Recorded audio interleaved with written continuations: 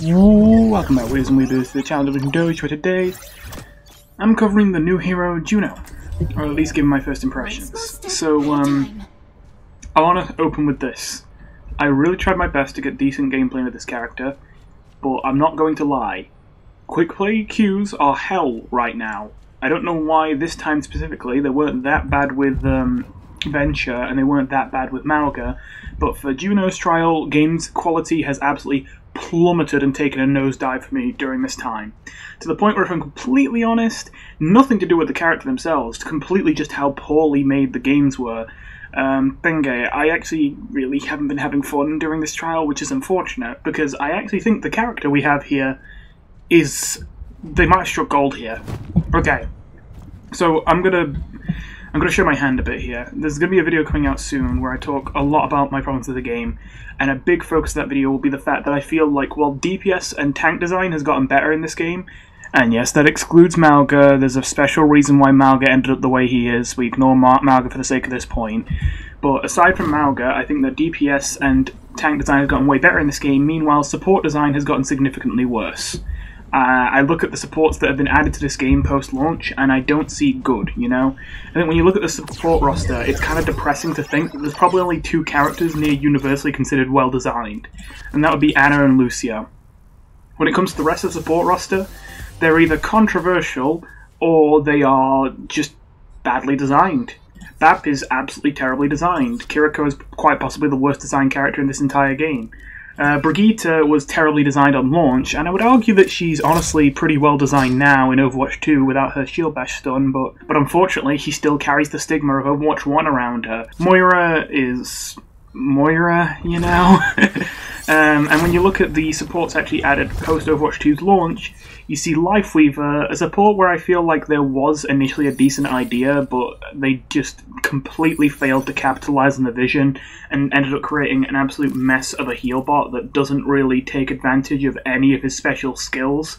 And Alari, who I think has probably been the least terrible support in a long time, but even still not very good.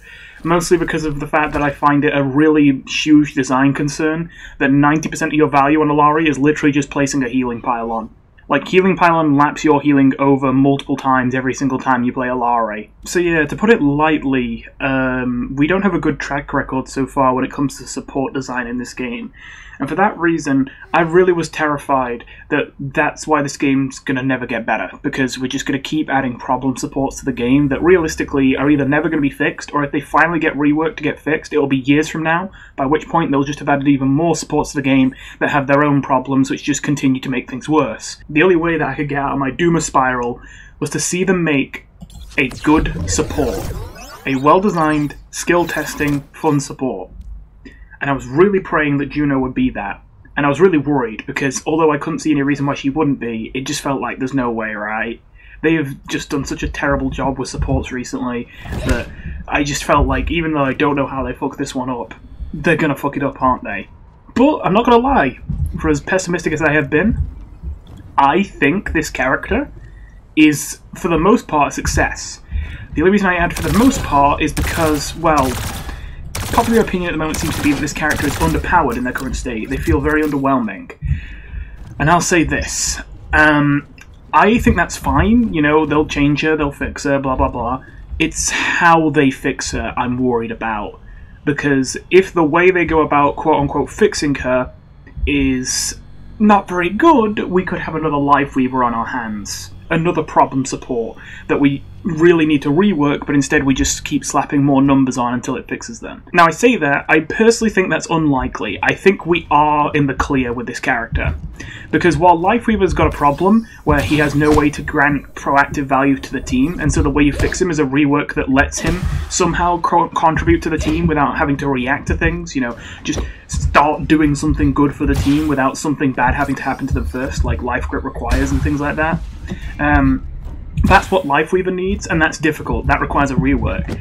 This character, I think, can probably be fixed with some numbers tweaks, which I can't say about many characters. But I can't exactly say that they've got this one in the bag yet. We're very close, though. This is very promising. I genuinely really do think that when it comes to cut and dry, well-designed supports, we have done a terrible job so far with this game. It's just been Anna and Lucio, and every single other one has been either, you know, messy, kind of got problems, but like there's some good in there, or just outright terribly designed. And I think that Juno might just be the very first support since the very first DLC character Anna to finally actually, you know, be well designed. God damn it! I know that sounds really like depressing, I guess, to think that this is the first time we've had a good support, but I really do think that. So anyway, how do they actually work? Most of you already know, but some of you aren't in the loop. So they can double jump, they can float, but they can't outright fly. They obviously have a gun, and it works just like Anna. It can't headshot, but it can also shoot allies to heal them. Of course, it's very convenient that the 2 allies I need to heal die before I can reach them, but yeah, whatever, you can see. You can heal them. So yeah, your gun's basically just like Anna's, although this does have damage and healing fall off at long range, unfortunately.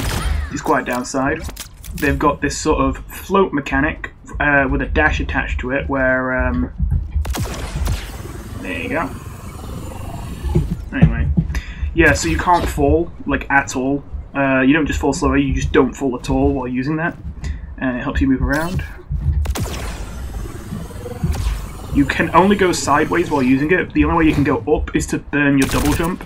But to do that in the first place, you have to have a double jump available. You can't, if I go double jump and then this, I'm mashing jump right now. Try looking up, I don't go anywhere. The only way you can go up without using a jump with using this ability is there is a weird sort of finicky mechanic where you can kind of like weasel your way up edges by looking up while walking into them. It's not just because it's sloped, it's just generally whenever like you're really close to reaching something but you're not quite there, it kind of pulls you up a little bit, but it is a bit unreliable, so I wouldn't count on it unless you have to. So yeah. They have their right click, which is quite interesting actually. I'm not usually big on auto lock abilities, but this one I think is quite a good auto lock ability.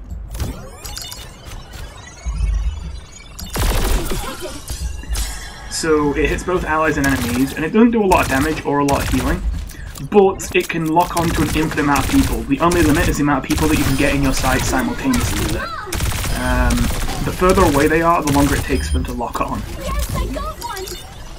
And if we break line of sight but then regain it, it locks on immediately, as long as you locked on to them before.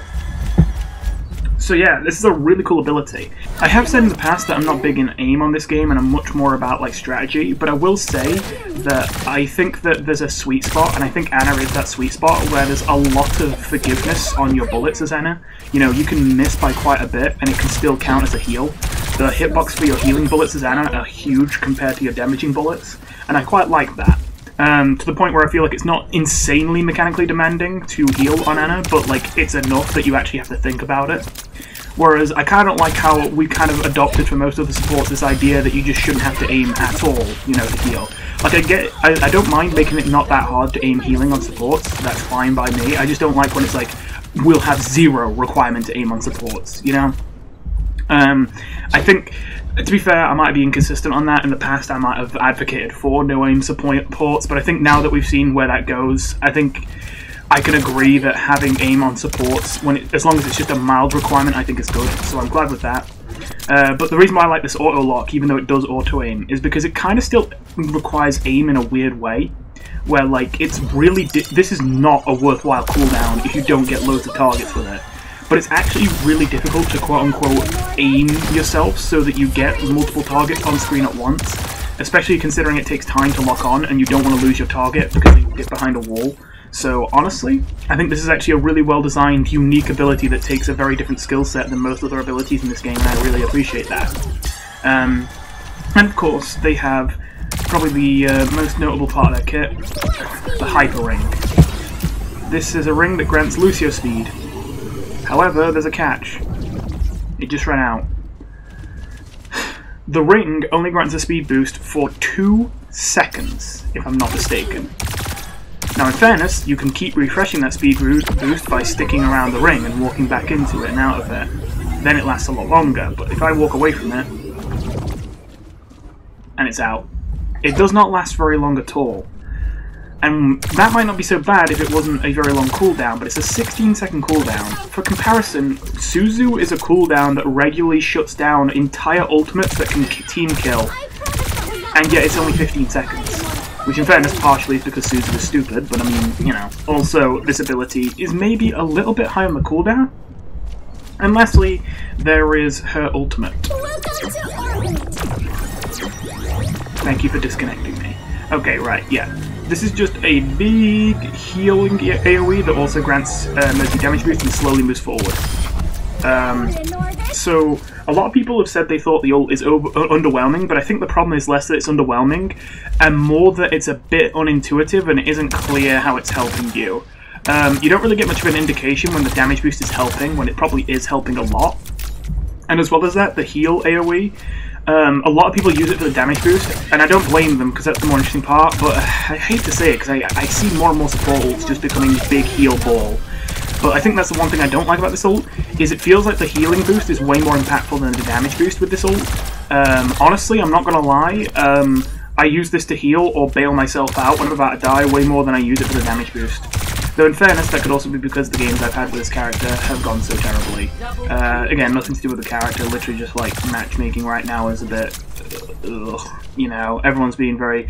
You can tell a lot of people that don't play the game normally have come back to play this character, because not only are people playing very poorly, but they're also being really toxic and flaming each other in chat, and it's like, not even flaming them in smart ways, it's flaming them in I've never played this game kind of ways, if you know what I mean. So it's like, right, maybe not the best time to jump on then, maybe. Anyway, so that's a kit. So, what do I think of her overall? Well, as I say, I think this design is mostly a slam dunk. There's just one thing I'm worried about. You know how I said that people said she seemed underwhelming? Well, the biggest complaint that people had was that a lot of support players, especially more casual players, when they picked up this character, felt like they died way too easily on the character. And so the first thing they jumped to is, I don't have a way to heal myself.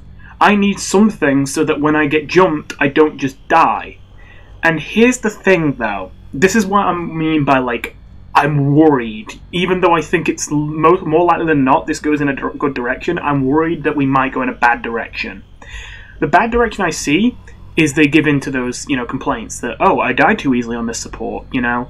And so they're like, oh, you die too easily? You don't like that you can't heal yourself? Oh, silly us. The last 50 supports we've added to the game have had a button they can press to grant themselves invincibility on command with absolutely zero skill requirement required to be passed, or an ability that refills your health bar, again, at zero cost of skill. So, that's the mistake. We're supposed to be giving supports buttons that just refill their health bar for free. Sorry. Sorry, support mains. Here you go. We'll give, like, you know, we'll make it so, I don't know, when you activate dash, it just refills your health bar. And it's like, you know, I don't think that's going to happen, but I will say, if that happens, that's how we go into the Dark timeline. That's how this character gets screwed. The real thing, like, I don't even say it to hold it against the more casual players who've been saying, oh, what the hell, I can't stay alive on this character, they don't heal themselves. Because honestly, I think it's sad to say, but that just shows how bad support design has gotten, that you give new players a support that doesn't have a button that bails himself out of trouble for free instantly, and everyone's instant reaction is, hey, what the fuck, that's a design problem, right? That's a flaw with the character, rather than realizing, wait, maybe we shouldn't have to rely on get out of jail free buttons as a crutch, you know? Maybe we should live or die in this game based off of our, I don't know, potentially maybe our skill, you know? Now that being said, that's not for me to say to everyone who feels like they die too easy on this character, that it's purely a skill issue. I agree, this character does die too easy. But where I diverge from the earlier opinion is that I would say the issue isn't that you don't have a get out of jail free button, it's that this support is clearly supposed to be a very mobile character, but honestly, their mobility is underwhelming despite the fact that it's the only thing they can use to survive. Which at first might seem crazy to say. I mean, they've got a speed boost, they've got the ability to float like this, they've got a double jump, you know. They seem pretty mobile to me, I don't know. But then, here's the thing. Can you think of another support in the game that has no way to heal themselves, no like way to CC enemies, no way at all to help themselves survive when they get attacked, except to simply escape? Can you think of any other support in the game like that? You can. Potentially. There are two. It's Lucio and Mercy. Now, I want you to compare the movement of a character like Mercy, you know, with this.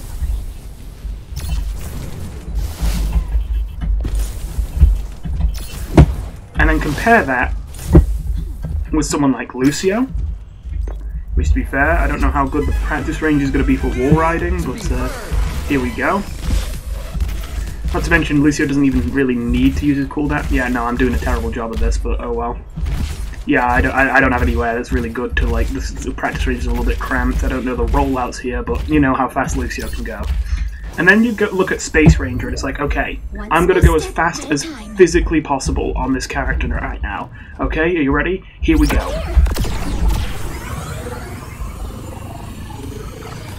And now I can't do that for another 12 seconds. And now I'm just... This is just my character now. So, like, this is the thing. Your only mobility of this character is a speed boost that lasts all of 2 seconds, and a dash that only makes you go a little bit faster than walking speed, and has an 8-second cooldown. Yeesh. So you have these long, like 12-second gaps where you've got no speed boost and no dash. That's like long for a character that just, you know, they're just supposed to stay alive, I guess. You know, they're just supposed to live during that whole time. It's like, how? You know? You have no way to stay alive. Like, I guess you can spam double jump, and that makes yourself a little bit harder to hit, but I mean, you're not actually escaping the danger. You're just potentially, like, strafing around and maybe dodging some bullets, but, like, you're not escaping the danger. The danger's still here, and you can't get away from it. You can't outrun it because you're way too slow. I think that's the problem with the character, is that they feel like they're supposed to be this hyper-mobile support, and while they are more mobile than your average character, they honestly aren't that mobile. I would say this to demonstrate my point. If you have played this character against Winston, you know exactly what I mean. Because Winston, don't get me wrong, is a very mobile character, but there are more mobile characters in the game. And JUNO cannot escape a Winston to save her life. And it really makes you think, if JUNO is absolutely dumpstered by Winston, and there's just nothing you can do. Like, to even briefly outpace a Winston, you have to use a 16-second cooldown and an 8-second cooldown in combination. Meanwhile, the Winston can outpace you by using a 6-second cooldown, and that's all he's got to do. You know? It's like, oh, so he just literally always gets to chase me, and I literally, physically, no matter how well I play it, can't escape. That's not even to say anything of Ball or Doomfist, who obviously are way more mobile. Even D.Va, it's really hard to even just escape D.Va. D.Va with boosters outruns you. That's kind of pathetic that you get outran by D.Va on this character. This character has to be able to escape being dove to stay alive, and yet basically all the dive characters in the game can outrun her and chase her down. So she doesn't really have a way to stay alive. That is, unless the intention was that she was supposed to play high ground more.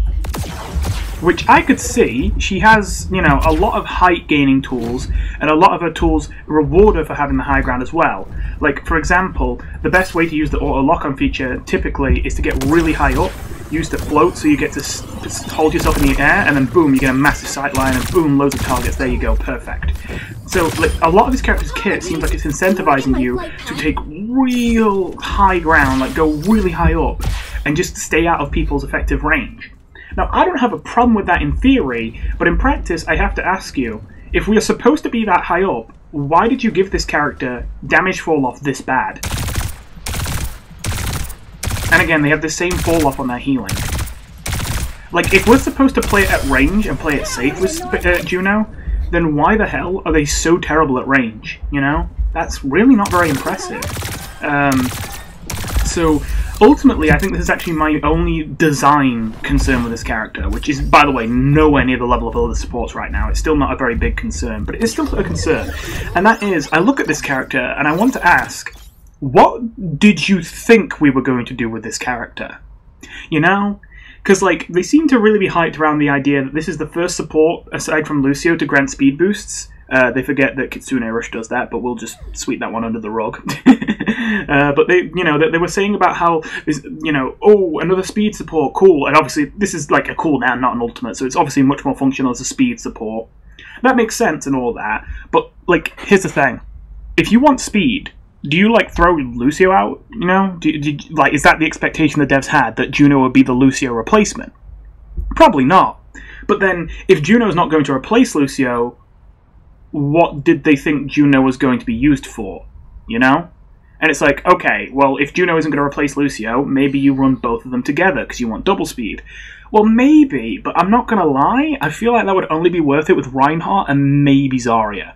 I think with the other rush tanks in the game, Ramatra, Junker Queen, and Malga, you would rather have a Kiriko or a Moira than a Juno with your Lucio. Where I see Juno maybe making a bit more sense is in a dive comp, since she does feel like a bit of a midpoint between Ana and Lucio, and Ana and Lucio are both useful in dive. Lucio for speed, and obviously just generally being able to dive with the rest of the team, and Ana because, while Ana is very vulnerable in a dive team, she can still contribute enormous amounts to the fight from really far back since she has no fall-off.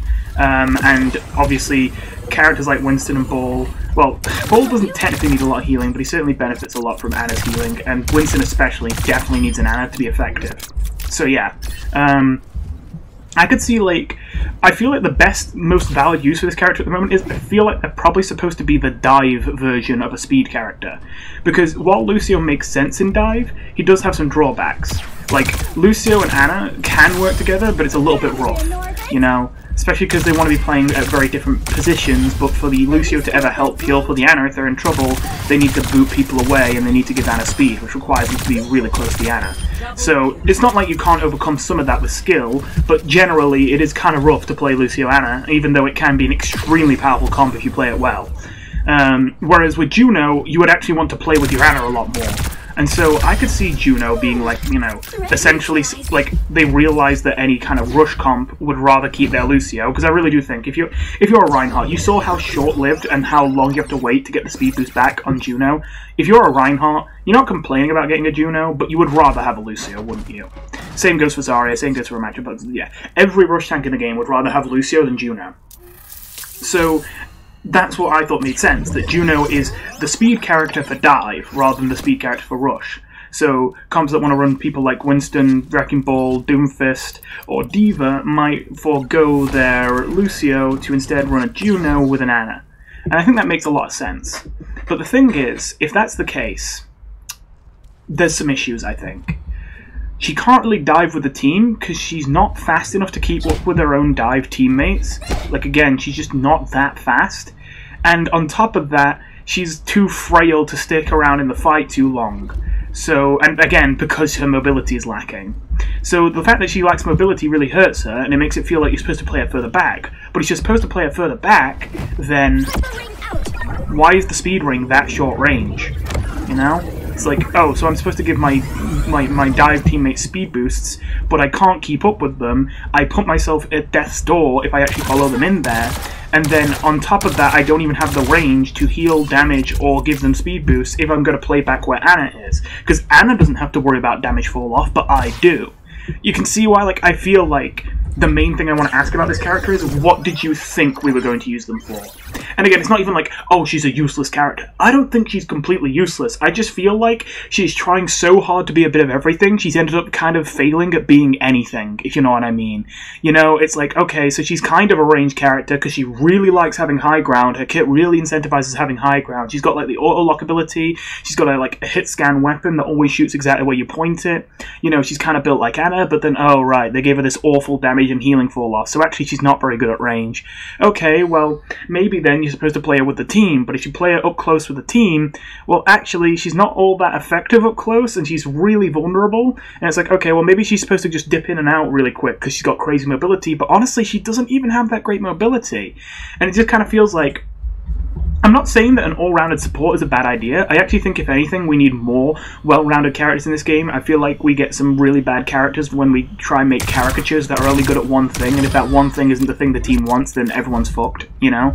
I'm glad to have more well-rounded supports, but I feel like this one is going a little bit too far in the doing a little bit of everything while not actually being that good at anything. Because I just look at this character and I'm like, I just want to know what was the intended design. My guess, again, is I think this was supposed to be the dive version of Lucio, you know? Where you still want speed, but you don't want it so bad that you need it all the time, and you kind of like having some range as well.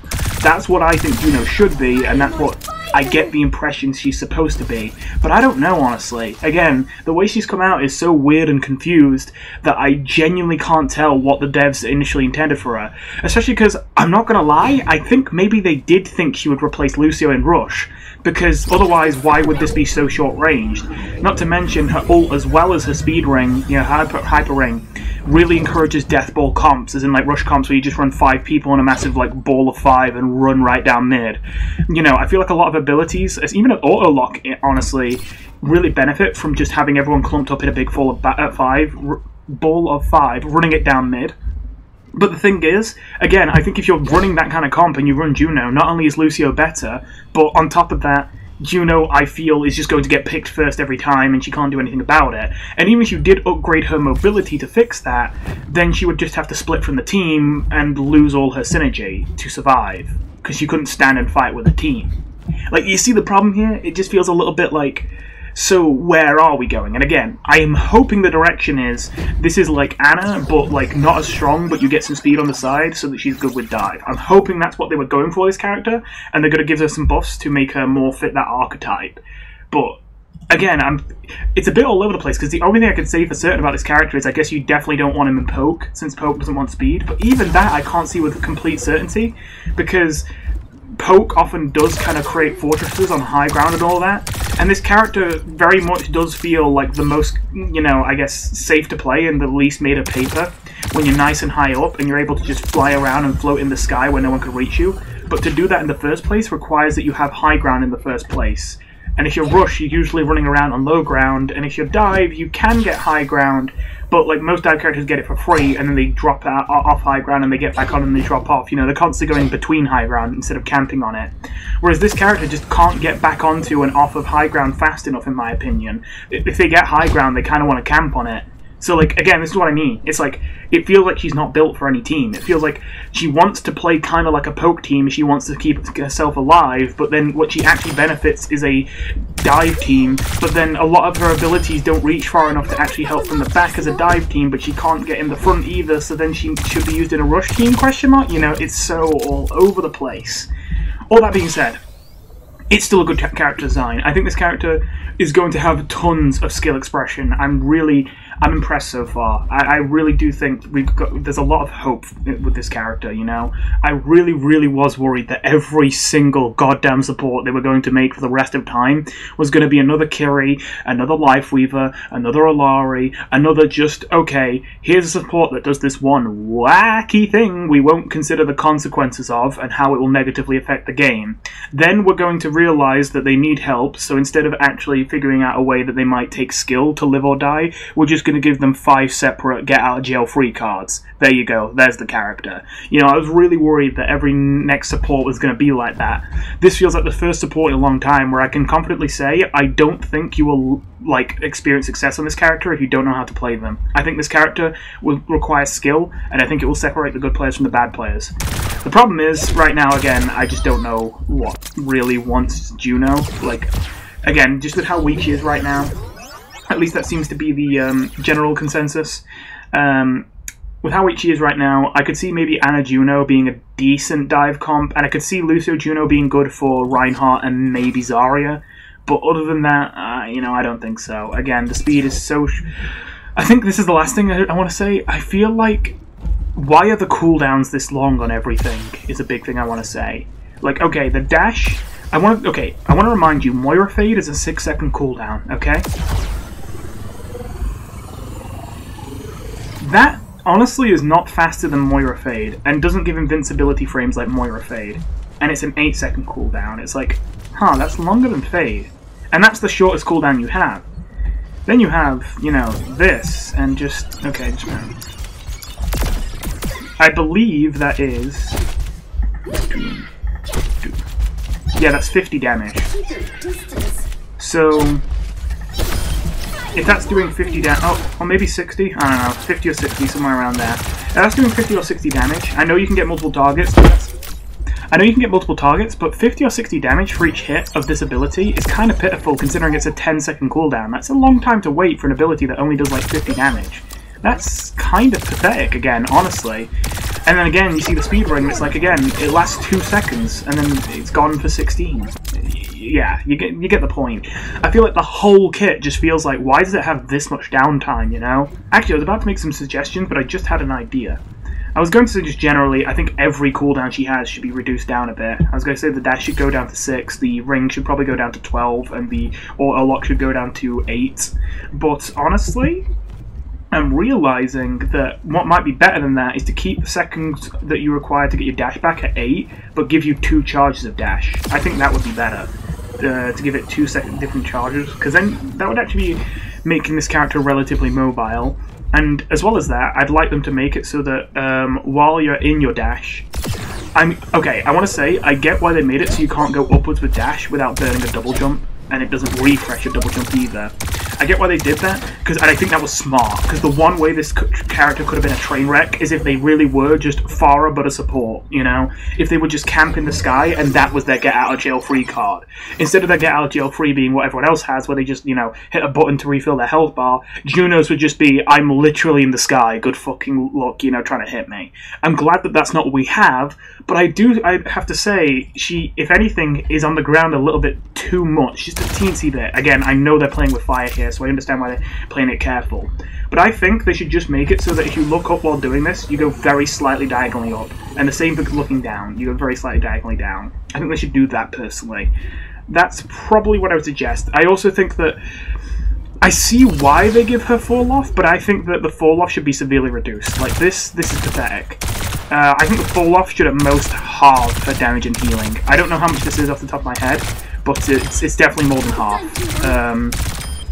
It's pathetic the amount that you can do at that range. It's like nothing. So I would definitely improve that. Or another alternative, because adding all of this at once would definitely be a bit much. But if they don't want to give dash 2 charges or all these other things I'm suggesting, I would like the idea of giving her an extra thing to her passive, where whether she's floating using the normal float or whether she's floating using dash, the whole time she's in the air, I think she should move faster in the air than she does walking on the ground. You know, further incentivize the whole staying in the sky thing with this character. I think that would be really, really good for the character. Oh, and lastly, her ult. So this is a bit of a weird one, because my main issue with the ult is that I think that the damage boost doesn't do enough, and the healing boost, like, from it does too much, to the point where it just feels like another Tree of Life, another Transcendence, another Beat, another Coalescence. You get the point. You know, so many support ults are just big heal all, you know? But at the same time, I also don't think they can actually buff the damage boost. And the reason I say that is the damage boost is already, I think, 30%, the same as Mercy damage boost, which might not sound like a lot, but I want to remind you that Discord Orb is only a 25% damage boost. And I know that Discord Orb is not an ultimate, but Discord Orb, well, if you've ever played tank, you know what Discord Orb does to you. The fact that the big difference is, while Mercy damage boost is only 30%, it's 30% on one person, and a second person is having to give up their entire, like, character to do that. So it's really, you're using 2 characters to give one character a 30% damage boost. JUNO's ult is not wasting any characters, because everyone can still shoot, and gives 30% damage boost to 5 people, which is 150% extra damage, which is more than a BAP window.